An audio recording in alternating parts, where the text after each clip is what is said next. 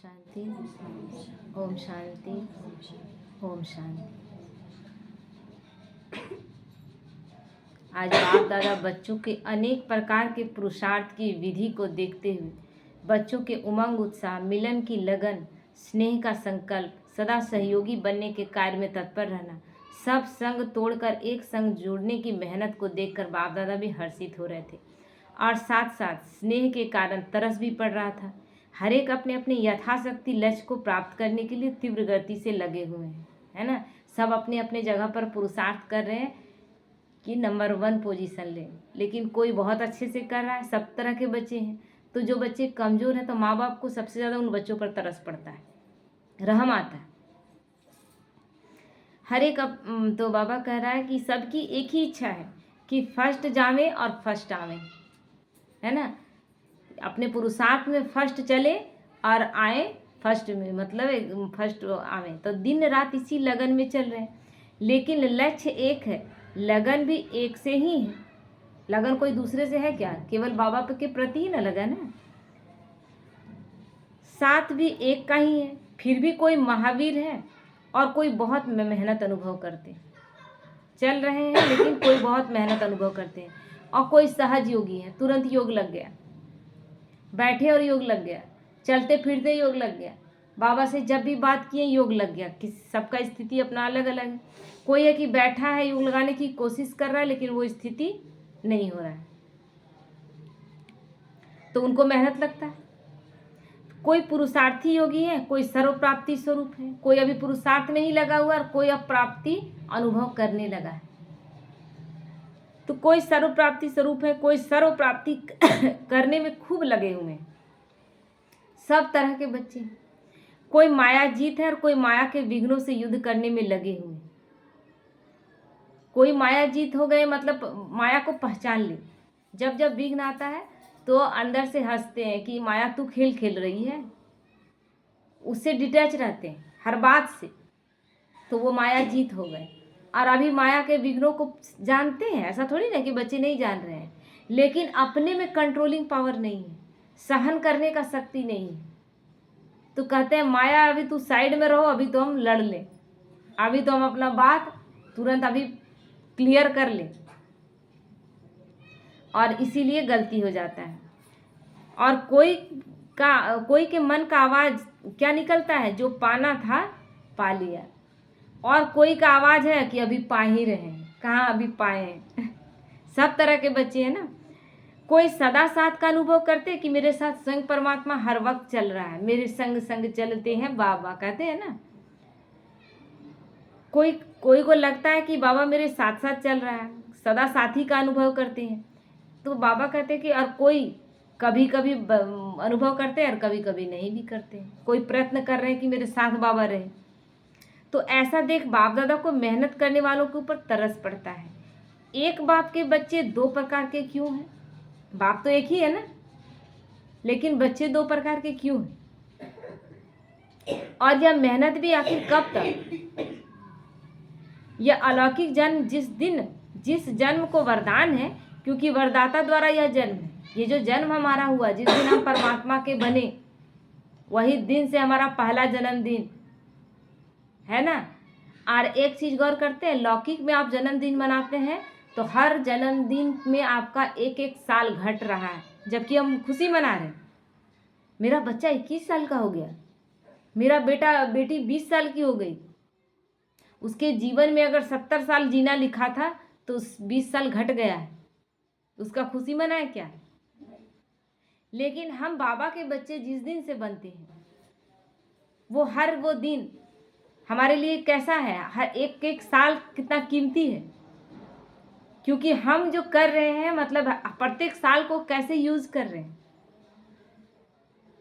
कैसा पुरुषार्थ करके और उस नए जीवन में जाने के लिए। यहाँ तो कब मेरा बच्चा 70 साल उम्र है, किसी का हो सकता है कि 30 साल उम्र हो, और 20 साल का हम उसका खुशी मना रहे हैं, 30वें साल में वो चला जाए, है ना। लेकिन यहाँ बाबा के बच्चे का हर दिन खुशी का दिन, क्योंकि हर एक पुरुषार्थ कर रहा है किस दुनिया में जाने के लिए, सतयुग में, स्वर्ग में जाने के लिए। और वहाँ हम खुशी मना रहे हैं, लेकिन मंजिल कुछ भी पता नहीं है। लौकिक जीवन में कुछ भी मंजिल का पता नहीं है, बस केवल एक एक दिन ढूंढते हैं कि कोई दिन उमंग उत्साह से मना ले, लेकिन बस वही दिन। और बाबा के बच्चे का हर दिन नया दिन हो गया जिस दिन से बाबा के बच्चे हम बने, है ना। हर एक दिन नया है ना। और हर एक दिन क्या सोचते हैं हम, हर एक दिन सोचते हैं ऐसा पुरुषार्थ कर ले कि 84 जन्मों का हम भाग्य लिख रहे हैं। ये उस लौकिक जन्म में है क्या? तो इसीलिए बाबा कहता है वरदाता के वरदान से हम पैदा हुए हैं और फिर भी हमें मेहनत करना पड़े। तो बाबा कहते हैं ऐसा वरदानी जन्म प्राप्त होते हुए भी यह जन्म भी मनाने के बजाय मेहनत में ही जाए तो ऐसा वरदानी जन्म फिर कब मिलेगा? ऐसा फिर कभी नहीं मिलेगा। संगम के इसी समय में 5000 वर्ष के हर कल्प में, कहते हैं ना युगे युगे संगम के मतलब युग में, हर कल्प के संगम युग में भगवान आते हैं, तो बस एक बार। इसीलिए कहते अभी नहीं तो फिर कभी नहीं। तो इसलिए इस वरदानी जन्म का हर सेकंड और सर्व प्राप्ति करने का सुहावना सेकंड है। एक एक सेकंड जो बीत रहा है ना, उसमें अपना चेक कर रहा है कि मेरा स्थिति, अभी जो आप लोग योग कमेंट्री सुन रहे थे उसमें ध्यान दिए एक बात का, उसमें क्या बोला? सत्यता को सिद्ध करने का जरूरत नहीं पड़ता, सत्य अपने आप में सिद्ध है। मैं आत्मा हूं, इसको सिद्ध करने का जरूरत नहीं पड़ेगा। मैं हूं ही आत्मा। शरीर, अभी आत्मा शरीर को छोड़ देगी, इस शरीर का वैल्यू खत्म, तो इसको सिद्ध करने का जरूरत पड़ेगा। लेकिन सत्य को अगर सिद्ध करने के लिए हम सभ्यता असभ्यता में उतर जाते हैं तो वो सत्य सत्य नहीं रह जाता। तो उसमें भगवान जब मिला है उसके बाद भी हमको मेहनत करना पड़े। आज दिन भर में, उसमें क्या बोला कि आज दिन भर में आपने चेक किया कि मेरे से जो भी कार्य हुआ, मेरे से जो भी बोल निकला मेरे मुख से, मेरे संकल्प जो उठे मेरे अंदर, क्या वो सभ्यता के थे, सभ्य थे? ये चेकिंग करना। सभ्य मतलब सबको समझ में आ रहा है ना? सभ्यता सबको समझ में आ रहा है कि नहीं? आ रहा है ना? हम ऐसा बात करें जो जिससे किसी को चोट ना पहुंचे, मेरे बात से किसी को तकलीफ ना हो, किसी का कोई इंसल्टिंग फील ना हो, किसी कोई हीन भावना का शिकार ना हो जाए मेरी बातों से। ये ध्यान रखना है। तो ये चेक करना है दिन भर जो मेरा बीता उसमें मेरा क्या ऐसा स्थिति था। कभी कभी हम क्या करते हैं कि कोई भी ताना मुख से निकल जाता है, अरे समझाने के लिए, ताना समझाने के लिए नहीं मारा जाता है। ताना मतलब ताना ही, टोन मारने का मतलब टोन मारना है, वो दुखी करने वाला ही है। जिसको हमको समझाना है उसको डायरेक्ट बैठ करके और अपने शब्दों में बाबा को लेकर के समझा दे। तो ऐसे समय को पाने के बजाय मेहनत में लगाना क्या अच्छा लगता है? चाहते भी नहीं है फिर भी कर लेते हैं। क्यों? क्योंकि 63 जन्मों का बहुत कड़ा संस्कार अपना ही बना हुआ है। जो छूट, उसका एक विधि बता रहे थे कल, सचिन भाई का क्लास सुन रहे थे। मतलब संस्कार ऐसे हैं कि चेंज ही नहीं होते। बहुत कोशिश करते, बहुत लोगों बच्चों का यही है कि बाबा हम लोग बहुत कोशिश करते पर ये संस्कार नहीं जा रहा है। तो एक गिलास पानी लीजिए और उसमें अपने सारे बुरे संस्कारों को इमर्ज करके बोलिए कि ये संस्कार बहुत मेरे अंदर गंदे, और उसके बाद उस पानी को फेंक दीजिए, नाली में बहा दीजिए। मेरा संस्कार गंदा जो था वो नाली में बह गया, अब नहीं। अब एक गिलास पानी लीजिए जो आपको बनना है, तो श्रेष्ठ संकल्प उस पानी में डालिए जो हम बनना चाहते हैं, जो बनाने के लिए बाबा आया हुआ है, और उस तरह से उस पानी को पी जाइए। सरल तरीका है ना? स्थूल में करने में सरल ही लगता है, सूक्ष्म में जब योग लगाने का बात आए तो दिक्कत होता है। तो ये तो कर सकते हैं ना। तो इसीलिए बाबा कहता है कि चाहते भी नहीं है फिर भी कर लेते हैं। क्यों? आज बाप दादा ने विशेष कारण देखे। मूल कारण है जो नहीं चाहते हो लेकिन परवश हो जाते, किसी के वश हो जाते हो, उसको भी अच्छी तरह से जानते हो, जानते हैं। अच्छा, गुस्सा आता नहीं जानते कि हम परवश हो गए? ध्यान में रहता है ना कि गुस्सा हम कैसे कर रहे हैं। अंदर से चीख चीख कर आवाज आता है कि ये बाबा का श्रीमत नहीं है। लेकिन कौन सा ऐसा चीज है जो हमको इतना ज्यादा गुलाम बनाए हुए है? मेरे से बड़ा मेरा संस्कार कैसे हो सकता है? इसीलिए बाबा कहता है हर पल चेकिंग। तो उस संस्कार से हम तब लड़ पाएंगे क्योंकि अब हम पहचान लिए कि ये मेरा संस्कार हमको दिक्कत कर रहा है। अब जब भी वो संस्कार इमर्ज हो तो उसको बोलना है कि अब तुम चुपचाप बैठो, हम तुम्हारे अनुसार नहीं चले। तो बाबा कहते हैं कि जानते भी हो, जानते हुए बचने का प्रयत्न करते हुए भी फिर चक्कर में आ जाते हो, क्योंकि माया भी जानी जाननहार रूप में आती है। वह भी जानती है कि इन ब्राह्मण आत्माओं का मुख्य आधार बुद्धि योग है। भगवान से बुद्धि योग जब तक लगा हुआ है, माया जानती है कि हम इसका कुछ भी बाल भी बाका नहीं कर सकते। दिव्य बुद्धि द्वारा ही बाप से मिलन मना सकते हो, तो माया भी पहले पहले बुद्धि में ही वार कर देती है, कमजोर बना देती है। किस द्वारा? माया का विशेष बाण व्यर्थ संकल्पों के रूप में होता है। देखिए, इस चीज को अपने जीवन में अगर देखेंगे, गौर करेंगे तो आपको समझ में आएगा। जैसे कभी कभी क्या होता है कि कोई हमको ऐसा बात बोला जो अच्छा नहीं लगा। अब भगवान का श्रीमत है, भगवान बोले कि सहन करना है, तो हम सहन करने के चक्कर में सोचते सहन करेंगे, लेकिन दिन भर संकल्प चलता है व्यर्थ, दिन भर व्यर्थ चलता है। और हम एक ही चीज मन में सोच रहे कि हम जवाब तो अभी नहीं दिए, लेकिन संकल्प दिन भर चला। अब लास्ट टाइम में शाम होते होते में इतना वो संकल्प चल चुका था कि वो बहुत विराट रूप में शाम तक आएगा।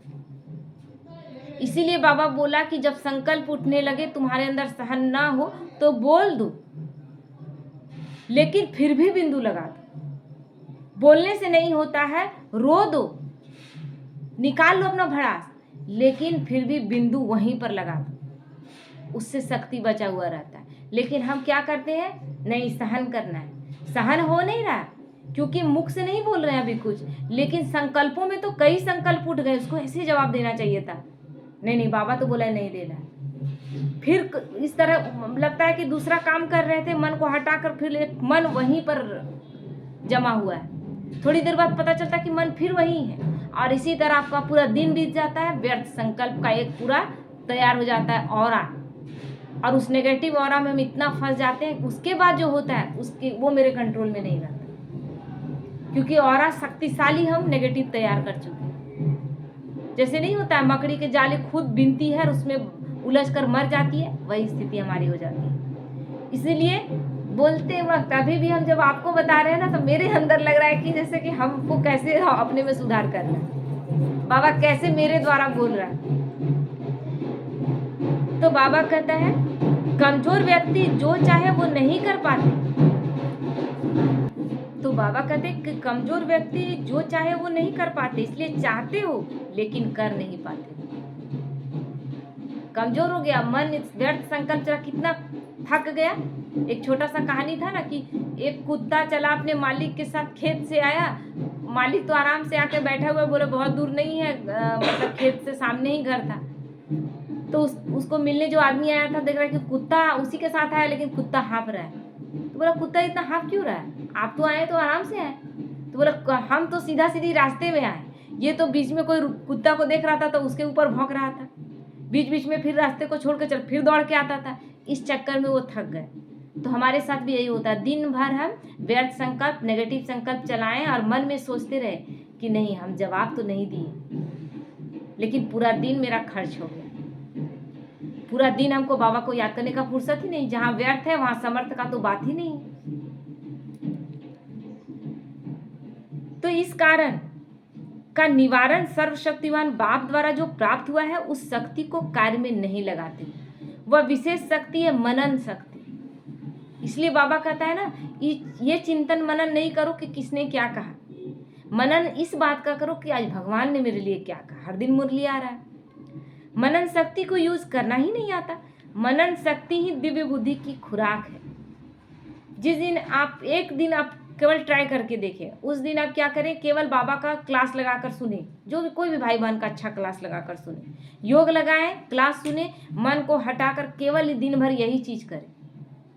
उस दिन आप रात में सोएंगे भी तो आपको सोए सोए भी खाली वही समर्थ संकल्प ही आएंगे, उस तरफ जाने का आपको फुर्सत ही नहीं, क्योंकि मन एक मशीन की तरह है, जिस तरह उसको यूज करें।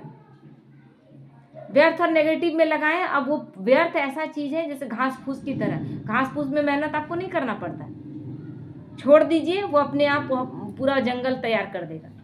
लेकिन वही एक पौधा लगा लीजिए, उसी जंगल को थोड़ा सा हटा करके एक पौधा लगा दीजिए, वो पौधा में बहुत ग्रोथ नहीं होगा जब तक आप उस पर पूरा देखभाल नहीं करेंगे। तो इसी तरह श्रेष्ठ संकल्प आपको उगाना पड़ता है, और व्यर्थ अपने आप उग जाता है। और एक कहीं आप उगा दिए, उसके बाद तो आप लाइन उसका खत्म ही नहीं होगा, 1000 लेकर आएगा। इसलिए बाबा कहता है जब ऐसी बात आए, कोई बात जो आपको जचा नहीं है, उसी समय उसका समाधान कर ले, उसी समय समाधान कर ले। तो इसीलिए बाबा कहते हैं कि मनन शक्ति ही दिव्य बुद्धि की खुराक है। खुराक को न खाने से कमजोर बन जाते, और कमजोर होने के कारण परवश हो जाते, क्योंकि उसको तो बुद्धि को तो दिए नहीं, दिन रात नेगेटिव संकल्प चला, व्यर्थ संकल्प चला, उसको तो खाना मिला ही नहीं। और जिसको खाना मिला वो बहुत शक्तिशाली बन गया, व्यर्थ नेगेटिव शक्तिशाली बन गया, माया शक्तिशाली बन गई। अब जब आएगी तो बहुत जोरदार तरीके से आएगी। फिर हम सोचेंगे अरे हमको बोलना नहीं, हम सोचे ही नहीं थे, दिन भर तुम यही सोचे थे कि हमको नहीं बोलना है, दिन भर तो हम अपने आप को रोक कर रखे हुए थे कि हमको नहीं बोलना है, अब तो मेरे मुख से ऐसे निकल गया। यही होता है। तो इसीलिए बाबा कहते हैं मनन शक्ति का विस्तार बहुत बड़ा है, लेकिन विधि नहीं आती। मनन करना कैसे है, उसमें कैसे मजा आएगा, ये करना ही नहीं आता। जब से ब्राह्मण जन्म हुआ तब से अभी तक डायरेक्टर बाप द्वारा जीवन के कितने टाइटल्स सुने हैं?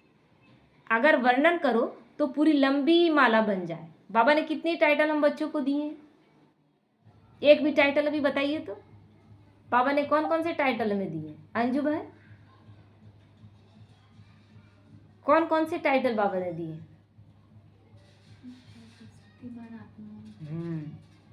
और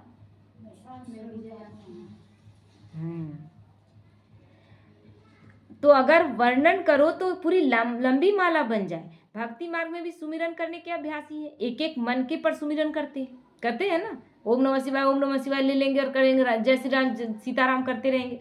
तो बाबा कहते हैं कि भक्ति में सुमिरन शक्ति है और ज्ञान में स्मृति की शक्ति है। वो सुमिरन करते हैं, मतलब माला नाम से फेरते हैं, मन ध्यान कहीं नहीं है, उस जो जिसका ओम नमः शिवाय कर रहे हैं उस पर ध्यान नहीं है। और ज्ञान मार्ग में हम स्मृति की शक्ति, हमारा ध्यान उस पर लगता है। केवल हम बाबा बाबा नहीं करते, हम बाबा से योग लगाते हैं, हमारी स्मृति में वो बस जाता है। तो जब भक्त आत्माएं अपनी शक्ति को नहीं भूलती, अल्पकाल की विधि से अल्पकाल की सिद्धि को पाती रहती है, तो आप ज्ञानी तु आत्माएं स्मृति की शक्ति की विधि को क्यों भूल जाते? अगर रोज अमृत वेले अपने एक टाइटल को भी स्मृति में लाओ और मनन करते रहो तो मनन शक्ति से सदा बुद्धि शक्तिशाली रहेगी। एक टाइटल ले ले। भगवान ने क्या कहा कि तुम मेरे नूरे रत्न बच्चे हो। बाबा ने इतना बड़ा टाइटल दिया। हम बाबा की आंख के नूर हैं। नूर का मतलब रोशनी होता है, भगवान की आंख की रोशनी है, और उसमें भी रतन। कितना बड़ा टाइटल दिया है। हम हैं क्या जो बाबा ने इतना बड़ा टाइटल दिया? कितना प्यार करता है वो हमें, कितना हम पर विश्वास है। ये मनन शक्ति करके और उससे कनेक्शन जोड़ना है। बाबा हम तो कुछ नहीं थे, हमको तो कुछ भी पता नहीं था, लेकिन जब से इस ज्ञान में आए कितना मजा आने लगा। जीवन एक अलग ही मोड़ पे चल रहा है, जहाँ हर वक्त लगता है कि क्या कर ले में, लगता है ना। अभी हम लोगों को अभी ये नहीं लगता है कि मेरे घर में क्या बना है क्या नहीं बना है, मेरा घर कैसा है, मेरे खाने को 3 टाइम में क्या मिल रहा है। नहीं, हम 84 जन्म का भाग्य कैसे लिखेंगे। ये टाइम कितना खूबसूरत है, जहाँ हर वक्त भगवान मेरे साथ चल रहा है। तो बाबा कहते हैं कि शक्तिशाली बुद्धि के ऊपर माया का वार फिर नहीं हो सकता, अर्थात परवश नहीं हो सकती। तो मूल कारण क्या है? बुद्धि की कमजोरी, और कमजोरी का निवारण है मनन शक्ति। अगर उसको भोजन नहीं देंगे तो वो उल्टा पुल्टा भोजन लेने लगेगा। उसको मनन शक्ति यानी अच्छा विचार नहीं देंगे तो वो गलत विचार ले। द्वापर से क्या हुआ? द्वापर के बाद तो फिर भी हम लोगों का बहुत चीज़ था कि बच्चों को रामायण महाभारत गीता सुनाया जाता था। अभी कुछ समय से कैसा चल रहा है, अभी इधर का लास्ट समय में, कि बच्चे बस केवल स्कूल जा रहे हैं, इंग्लिश पढ़ाई पढ़ रहे हैं, और उसी में हमको लगता है मेरा बच्चा 4 लफ्ज इंग्लिश का बोल ले किसी के सामने तो हम खुश हो जाते हैं। और कोई अगर भगवान का नाम ले ले तो उसको क्या बोलते हैं, तो पुराने विचारों का है। एक मंत्र जाप छोटा बच्चा कर दे तो बोले ये पुराने विचारों का है, पुराने रीति रिवाज में जकड़ा हुआ है, ऐसा बोल बोल करके उसको मतलब थोड़ा बहुत जो भी बचा था वो भी नहीं है। तो भोजन मिला ही नहीं। अब कैसा भोजन मिल रहा है, सबके हाथ में मोबाइल हम दे चुके हैं, छोटे छोटे बच्चों तक को हम मोबाइल दे चुके हैं। मोबाइल से हम कैसा भोजन ले रहे हैं कौन जान रहा है। अब माँ बाप तो नेट दे दिया है, बच्चा उस मोबाइल को कैसे यूज कर रहा है, उससे जो लेना चाहिए वो ले रहा है या वो भी ले रहा है जो उसको नहीं लेना चाहिए। तो क्या हो रहा है, आप देखिए कि बैठ करके कुछ समय पहले तक क्राइम पेट्रोल जो था ना, हम लोग तो जानते नहीं थे, ज्ञान में नहीं थे, क्राइम पेट्रोल अक्सर देखते थे। और देखने के बाद ना, जैसे कि दोपहर में देख लिए तो दोपहर के बाद रात तक मन भारी रहता था और वो कहानी दिमाग में घूमता रहता था, क्योंकि उसमें सच्चा घटना दिखाता था। अब सोचते थे कि ऐसा भी हो सकता है, उसमें क्या है, एक मर्डर होता है फिर उसका निकाला जाता है कि कौन उसका मेन गुनाहगार है, बस यही कहानी में और है क्या। तो ये लेकर हम दिन रात चल रहे थे, तो हमारी शक्ति घट रही थी या बढ़ रही थी। तो अभी इतना चीज जो हम लेकर, जितना बच्चे रील्स बना रहे हैं, वो शक्ति बढ़ा रही है कि घटा रही है। अभी यहाँ की जो जीएम थी ना, बहुत अच्छा लगा हमको, यहाँ की जीएम जो बोली कि हम खुद, जीएम की वाइफ, सीसीएल की जीएम की वाइफ आई थी, तो बोली कि हम सिखाएंगे आप लोग को मधुबनी पेंटिंग, है ना। लेकिन मेरा एक बहुत सख्त रूल है, नंबर तो सबका लेंगे, ऑनलाइन सिखाएगी, लेकिन नंबर मेरे पास आ गया और उस नंबर में कोई अगर इंस्टाग्राम चला रहा है, रील्स बना रहा है, व्हाट्सएप में फालतू चैट कर रहा है, हम उसको हटा देंगे। हमको बहुत अच्छा लगा, बोले हमको, वो बोली कि हमको बहुत खराब लग रहा है, आप सोशल मीडिया में थोड़ा सा एक फ़ोटो खींचते हैं, फटाक से डाल देते हैं, आपके फ़ोटो का कितना गलत यूज़ होता है। तो बुद्धि को क्या भोजन देना चाहिए था और क्या मिल रहा है, कमज़ोर हो गई है, इतनी कमज़ोर हो गई है कि छोटे छोटे बच्चे भी आजकल कहते हैं कि हम तनाव में हैं। एक छोटा बच्चा कह रहा है कि वो परेशान है, और परेशान है दिख नहीं रहा। छोटे छोटे बच्चे ऐसे लड़ जाते हैं कि विश्वास नहीं लगता कि एक छोटा बच्चा इतना लड़ाई आगे बढ़ गया। तो इसीलिए बाबा कहते हैं इस कमजोरी का निवारण है मनन शक्ति। जैसे आजकल की विशेष आत्माएं अर्थात पढ़े लिखे लोग, जैसा कार्य होगा, जैसा स्थान होगा, वैसे अपनी ड्रेस चेंज करते हैं। आपके जड़ चित्रों का भी हर समय ड्रेस चेंज करते हैं, है ना। देखिएगा राधे कृष्ण का मंदिर में, लक्ष्मी नारायण के मंदिर में हर समय ड्रेस चेंज होता है। सुबह आरती के समय दूसरा ड्रेस, शाम के समय आरती में दूसरा ड्रेस। तो यह संस्कार भविष्य का वर्तमान के आधार पर है। इस समय का फैशन व रीति रस्म सतयुग में तो चलेगी, लेकिन आपके जड़ चित्रों में भी रस्म चली आ रही है। तो संगम युग की रीति रस्म कौन सी है, जैसा कार्य करते हो वैसा टाइटल प्रमाण अपना स्वरूप याद रखो। जब जो कार्य कर रहे हैं उस समय उस टाइटल को याद रखिए। सबसे ज्यादा फैशनेबल संगम युगी ब्राह्मण है, उससे ज्यादा फैशनेबल कौन होगा। जैसा समय वैसा स्वरूप, यह स्वरूप भी आपकी ड्रेस है। कभी फरिश्ता बन गए, कभी मैं मास्टर सरस्वती मां हूं, मैं परमात्मा की संतान हूं, कितने सारे टाइटल्स के साथ हम दिन रात ड्रेस चेंज कर रहे हैं। तो हमसे ज़्यादा फैशनेबल कौन होगा।